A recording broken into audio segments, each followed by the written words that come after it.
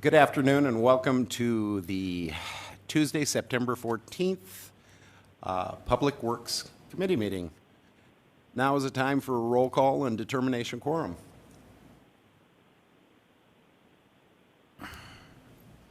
Evans. Stroman. Here. Roberts. Here. Jones. Here. Armstrong. Here. A quorum is present. Thank you very much. Now is time for the adoption of the agenda. Move to adopt. Have a motion to adopt by Councilman Stroman and a second by Councilman Evans. I was looking at the plaques in front of you. All in favor, say aye. Aye. All opposed, motion passes. Now on to general public comment. This is a time for members of the public to discuss or express concerns to the committee on any issue not limited to items on the agenda. Action will not be taken at the meeting on any issue not on the agenda, except by placement on the agenda by unanimous vote of the council members present. And we have one speaker request by Jason Schmidt. Mr. Schmidt, if you'd come up to the dais. And if you would give us your name and your address. This one? Jason Schmidt, 2333 South Valley. Thank you. The dais is yours. Well, I thought Pat was going to start this, but we've been working with Public Works and the police department for probably 16 months now, trying to get some type of satisfaction for South Valley itself. The increase of traffic and it's brought up a lot of safety related issues. We have a lot of kids that are riding bikes on the side of the road. There's no sidewalks, there's deep ditches. And so we had tried to come up with multiple ways of slowing traffic down, of trying to be able to make it a safer environment for everyone out there. We were just stopped at every turn on everything. We came up with speed bumps, we came up with four-way signs, we came up with lowering the posted speed limit. All that stuff was rejected. When Kyle decided to put in them apartment buildings at the end, right by Johnson Ranch, we kind of discussed with him about putting in street lights, and to my knowledge, he had agreed for them as a development to pay for the street lights going down South Valley Drive on existing poles that were there. That what that's going to do for us is going to increase the lighting, because you drive down that road, it's completely black at night. And you got people walking their dogs and walking, and with the cars driving as fast as they are, it's only a matter of time before somebody gets hurt. And so that's kind of what I'm doing here today, is to ask you guys to push forward on something that Pat's going to present that will allow us to get them streetlights put in and to add a little bit of safety to our road.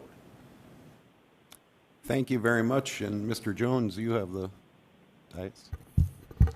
Thank you very much, Mr. Chairman. And Mr. Schmidt, thank you for coming today. I really appreciate you taking the time.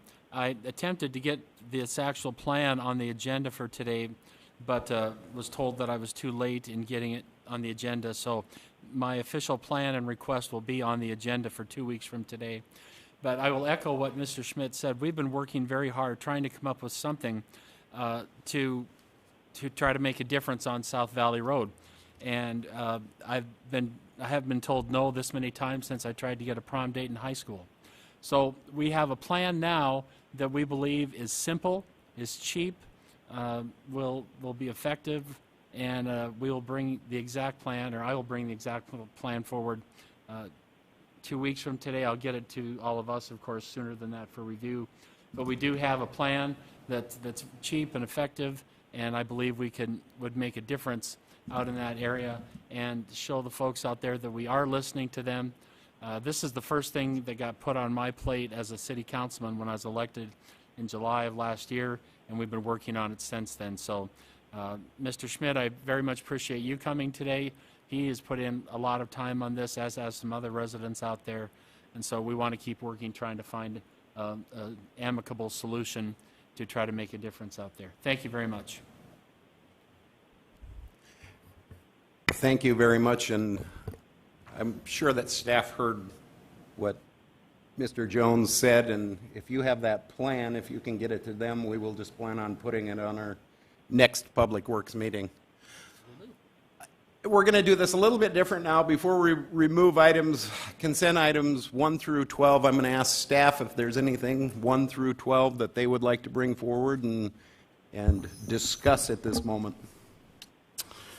Mr. Chairman, if I might. You may. I could certainly speak to every item on the agenda if you would like me to, give a very brief overview as we did during the working session items, or if the committee has any specific ones that they would like me to talk about, I'd be more than happy to do that. So what is the committee's wish? I think I will open it up to the committee and ask the committee if there's any items on there, or if you would like a brief summary of all items. I'm good with that. It's up to the committee.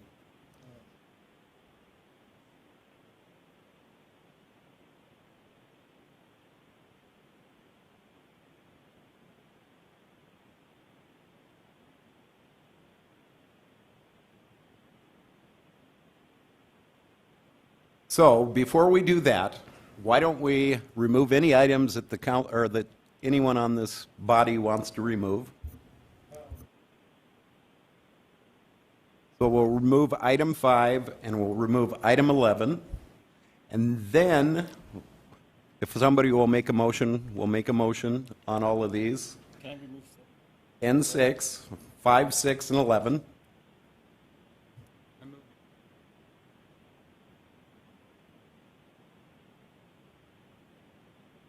So we have a motion, if we can get a second. We will. And we have a second. So all in favor of that, say aye. Aye. All opposed? Okay, now. We have to do roll call. Oh, we do, absolutely, yes. So we'll have to do a roll call vote. Go ahead. Evans? Stroman? Jones? Roberts? Yes. Armstrong? Aye. Motion passes.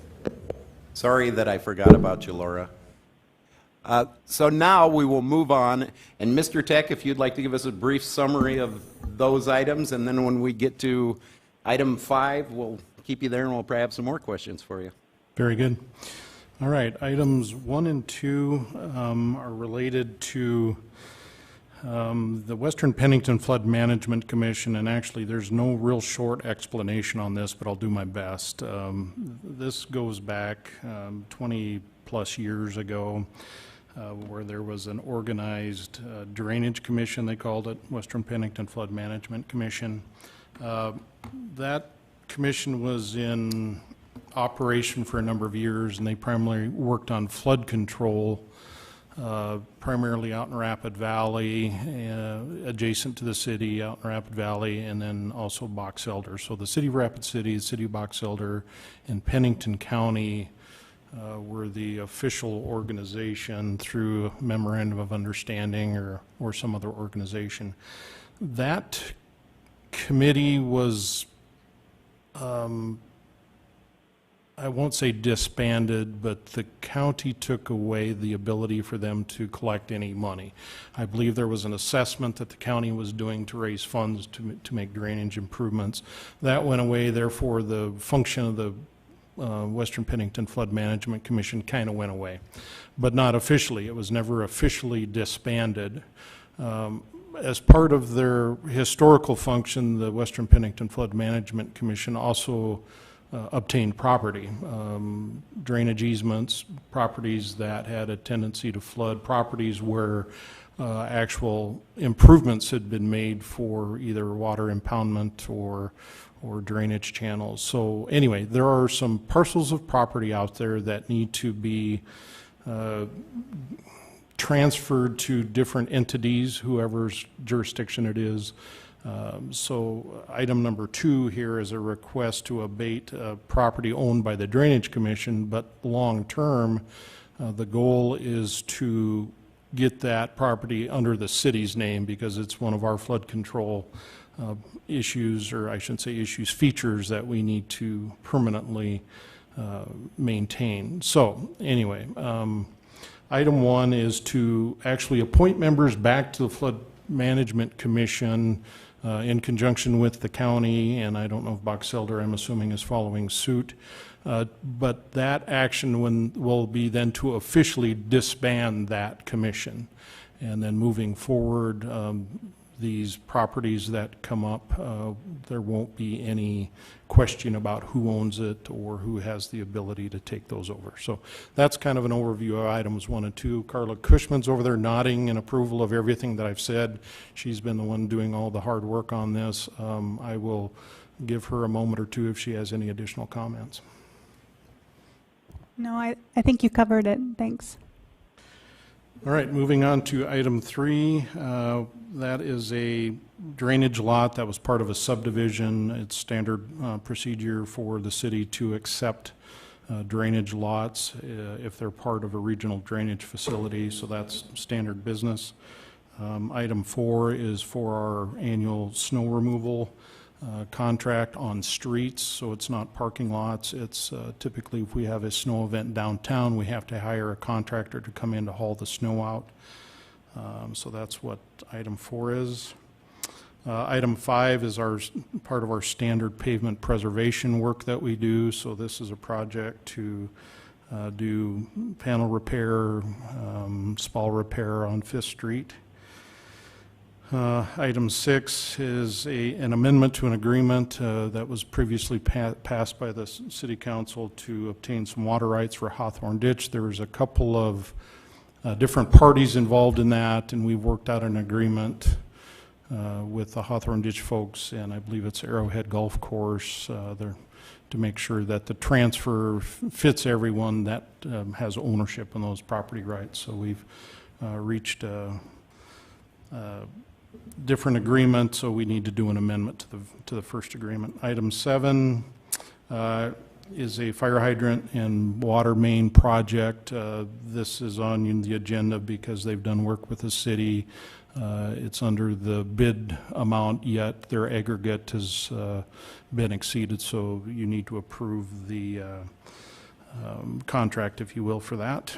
Item 8 is a water service agreement with Red Rock Golf Club. Years ago, the city entered into an agreement with Red Rock's golf course regarding a well. It's raw water, it's not treated water. This is just an update to that agreement that's been in place for quite some time. Item 9, variance for sidewalk. Staff recommends approval as there's no connectivity, I believe. Items 10 and 11, well, I'll talk about them separately, but item 10 is a state water plan application for improvements out at solid waste. We previously had submitted an application beyond the state water plan.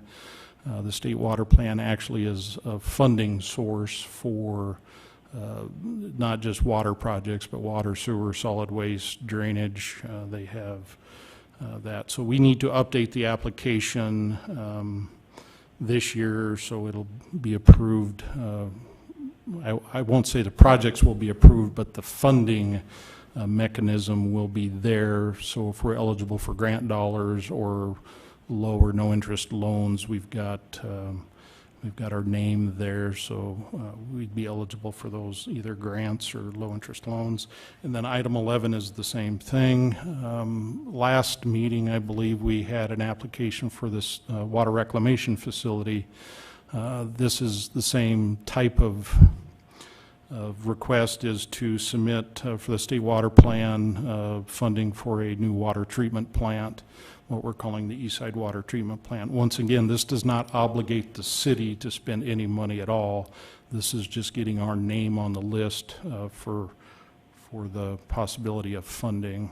As most of you probably know, there was about $900 million worth of funds that the state is receiving as part of the original COVID money, if you will, that will be overseen by the Department of Agricultural and Natural Resources through their state water plan. So we're looking to get our name on the list, so we're eligible for that funding. And then finally, item 12 is a an agreement with Pennington County. We do exchange of snow routes, so certainly some of our border roads that we have with the county, it makes sense for us to plow some county roads, and it makes sense for the county to plow some city roads. So this agreement's been in place for decades. We just update it every year to make sure that everyone's in agreement, and I believe out of the 10, 12, 14 miles of roads, whatever it is, we're within about a quarter mile of sharing either way. So it's a very equitable agreement, and both parties like to take advantage of this on an annual basis. I'll stand for questions on items 5, 6, and 11. Thank you very much. We'll go to item 5, and when your questions come up, are they pertaining to something other than 5, 6, or 11? 5. Okay, so we'll go to item 5. Item 5, authorize staff to advertise for Fifth Street Panel Repair, Minnesota to Stumer, project number 21-2657/CIP 50445 for $440,000. And Mr. Jones, you have the dice. Thank you, Mr. Chairman. I'm always appreciative of money being spent on streets in Ward 1. I have some questions about this one, as I'm trying to see in my mind where there's significant amount of damage or poor street that needs to be repaired there in comparison to a lot of the residential areas there. Grandview, the area around Grandview Elementary comes to mind. And a lot of the residential streets throughout there are really, really in rough shape. I can't picture this chunk of road needing repair more than some of the residential streets in Ward 1. So I guess I just would like a little deeper explanation as to why we're spending money on this project, which would be a nice to do, but repairing some residential streets seems like it's really a need to do. I'll reserve the rest of my time. Thank you. Mr. Chairman, if I may? You may. That's a great question, and first of all, street classification is very important as far as how we manage our pavement management system. Certainly, Fifth Street's an arterial road. It's a multi-lane concrete roadway, sees in excess of 10,000 vehicles a day on it. It's very important for us to keep that infrastructure maintained. It's like keeping your house painted and keeping your deck maintained at your home. The more money you spend in maintenance, and it's been over 15 years since anything's been done on this road, since it was new. We have to spend money to keep our good roads good. That is the biggest bang for our buck in the city, especially on our arterial roadways. We do this every year on some sort of concrete arterial roadway. So anyway, I think if you go down to the intersection of Fifth Street and Stumer, you'll see the type of damage. There's a number of broken panels down there. We need to get those fixed, keep those fixed so the roadway lasts a lot longer, because obviously when we're having to do rebuilds of major arterial roadways, that is a major inconvenience to the public. So it's money well spent doing maintenance on our major arterial roads to keep them good for as long as we can. Go ahead, Mr. Jones. Thank you very much. And I don't disagree with the word you said, Mr. Tech, but I know the residential streets through that part of town. You know, people are begging and crying out for street repair and upgrades and that kind of thing, and it's hard to tell them why we're not doing it. And so, you know, keep good roads good, absolutely. What do we do with roads that are really bad, such as those in that area? And, you know, are they part of a plan right now for upgrades? Or what more can you tell us about that area? As with any community in the United States, we are fiscally constrained as far as how much money we have to spend on roadways. It was computed by somebody in my office here a year or two ago that at our current rate of funding, it would be 193 years before we got to every road in Rapid City. So we have choices to make. I've talked to public works folks all over the country, and residential street condition is probably the biggest issue that people deal with. So our level of funding isn't there to go out and fix every street. We just can't do it. We have to make choices. We choose to spend money to keep our good roads good because, as I said before, that is our biggest bang for our buck. Every year, though, we are pecking away at streets that are bad that we're having to reconstruct, but we don't have a comprehensive plan to identify what year or even what decade we'll be able to be in fixing some residential streets, unfortunately. I know there have been, may I continue, Mr. Chair? Thank you. I know there have been some plans, like there's been recent work on Elm Avenue, which has been very good, especially that intersection. And there's work going on right now in some streets that were part of some kind of a plan to get those done. How is it determined for areas like in and around Grandview Elementary, those neighborhoods, when they would be on a plan? I know one time you told me that the stuff underground determines full street replacement, and I remember that. But just, I know there are other things that you do than full street replacement. Correct. Our utility needs drive about half of, or probably a little more than half of the road needs. So certainly if we've got failing water infrastructure or sewer infrastructure and need to get in and reconstruct those, you completely obliterate the road. So you've got to replace it. It's a full reconstruction. So obviously we rely on our operations folks, our street department folks that are out there every day filling potholes, our drainage folks that are out maintaining drainage catch basins and drainage ways. They're letting us know where problem areas are. And like I said, you can go to any part of town and find bad streets. That's an easy thing to do, trust me. But obviously the ones that are hazardous or are causing drainage issues or things like that tend to take priority. But we are in no position to create a priority list of which streets are going to be first. It is purely based on operational needs on a year-to-year basis. I would encourage the rest of us up here, and thank you, Mr. Tech, to drive by these areas and perhaps take a look at them. And the area that is on here for item 5, the Minnesota to Stumer repair, and then take a drive through parts of Ward 1 over near Grandview Elementary and the southern part over there near the hospital and the older residential areas there. They are charming neighborhoods that have been around a long time in Rapid City, and those folks deserve attention just like anyone else does. And I'm not saying the project isn't important or one's more important than the other, but those that make the decisions, if it's the street department and this committee, I encourage you to just take a drive through that area and just visualize a little bit of what I'm bringing to the table, and just so we can keep it fresh in the people's minds of who make the decisions, because there's a lot of work that needs to be done in that area. Thank you, Mr. Tech. I appreciate your explanation. I'll yield. Thank you. Mr. Evans, you have the floor. I'm going to take credit for setting Mr. Jones off on this one earlier when I got this list, because I had the misfortune of having to drive through that neighborhood several times in the last 2 weeks because of having to visit schools for various programs. And I'm telling you, those streets are the worst in this city, period. And if I were making the decision, I would delay some of these reconstructions and restorations of Fifth Street simply because I consider those streets to be hazardous. I think they're that bad.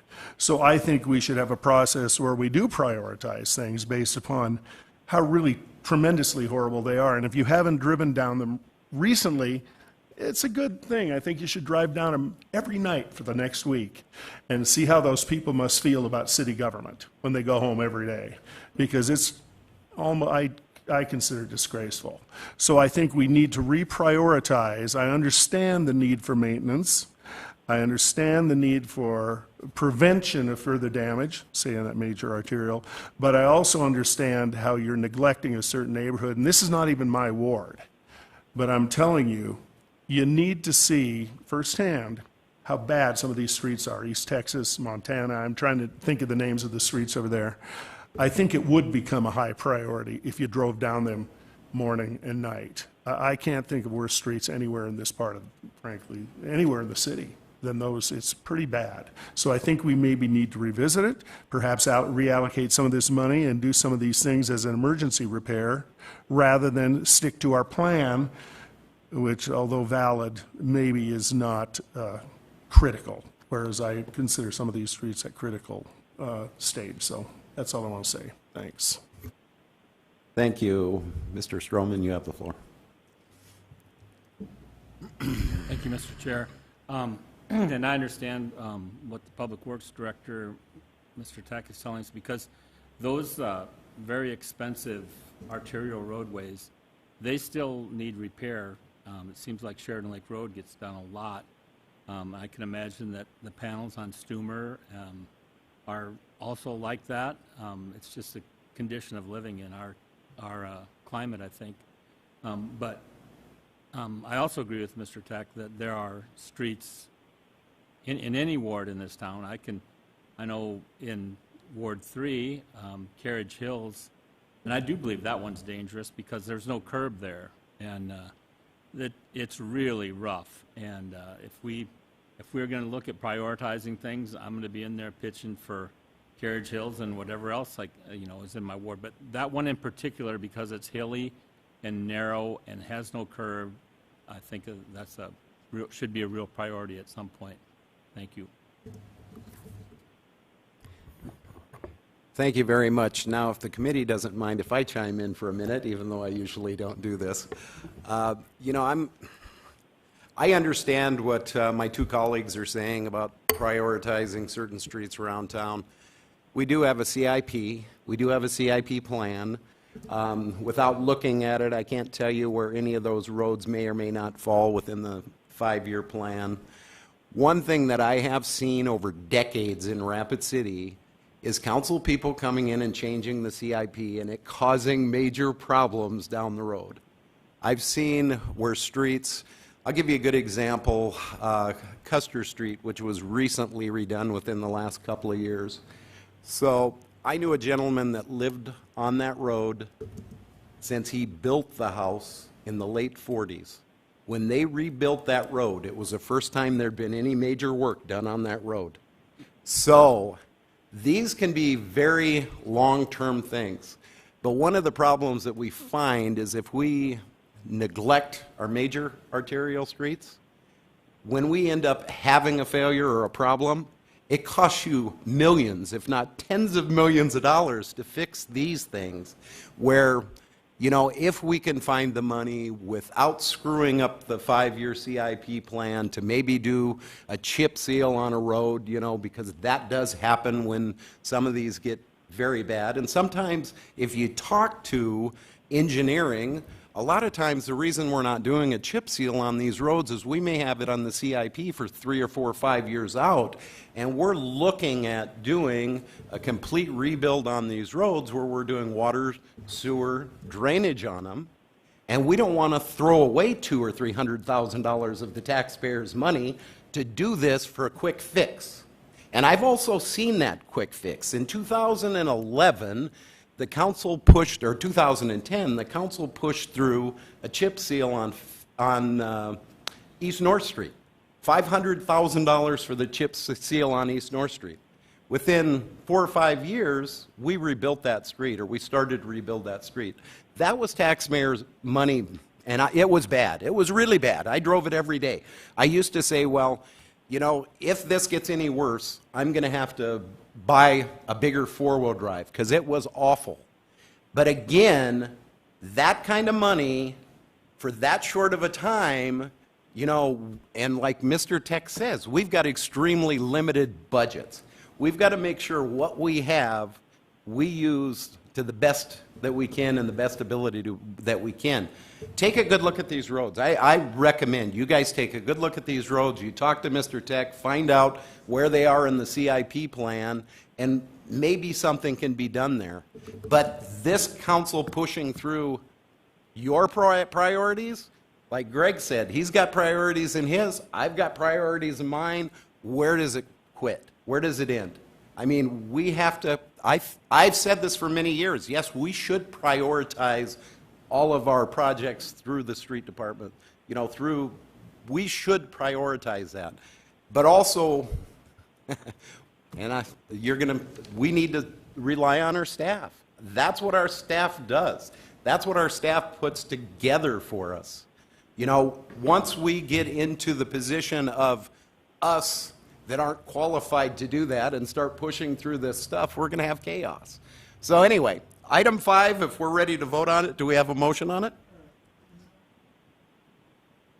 No, we're not going to sit here and argue. I'm not going to argue about it. I'm just going to say, you need to drive down those streets. I do drive down those streets, Bill. You repeat. First time I've ever done that in 10 years. Well, I'll get fine. off. Thank you. Now we need a motion. Motion to approve. Thank you. Got a motion to approve by Councilwoman Armstrong, a second by Councilman Stroman. All in favor? Aye. Roll call. Roll call, sorry. Evans? No. Stroman? Aye. Roberts? Aye. Jones? Aye. Armstrong? Aye. Motion passes. Item number 6, authorize mayor and finance director to sign the First Amendment to agreement between the City of Rapid City and the Hawthorne Ditch Company for purchase of water rights. Mr. Evans? Well, you were still in. I just didn't take you out. I'm sorry. Mr. Stroman, you have the floor. Thank you, Chair. I just have a question for Mr. Tech, if I may. This water rights issue in number 6, and there's also one in number 8. Are they both for untreated water, or is it treated water under number 6 because it doesn't say it's untreated, or?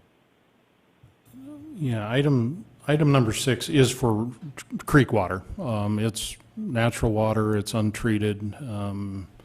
I believe Arrowhead does currently receive water through an untreated gallery that's pumped to the golf course. So yes, these water rights that we're obtaining are untreated natural water, if you will. Certainly for municipal purposes, we will treat the water in our treatment plants and then put it in our distribution system. I believe the component for Arrowhead will remain as untreated water for their golf course. Thank you. I'd make a motion to approve if there's no other discussion. We have a motion by Councilman Stroman, a second by Councilman Jones, and we will go to roll call vote. Evans? Aye. Stroman? Aye. Roberts? Aye. Jones? Aye. Armstrong? Aye.